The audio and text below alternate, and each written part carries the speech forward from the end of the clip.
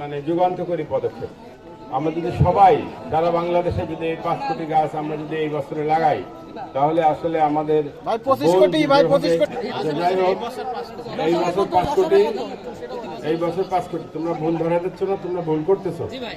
তো এই বছরে 5 কোটি এইভাবে যদি আমরা লাগাতে থাকি, তাহলে আমাদের অক্সিজেনের আর অভাব হবে না। আমাদের এই যে তীব্র রোদ, তীব্র খরা, এই খরার থেকেও আমরা অনেকটা মুক্তি পাবো এবং আমরা ঠান্ডাটা পাবো গাছের ছায়া, গাছের এই শীতল ছায়ার থেকে আমরা আর বঞ্চিত হব না। যাই হোক, প্রধানমন্ত্রীকে ধন্যবাদ।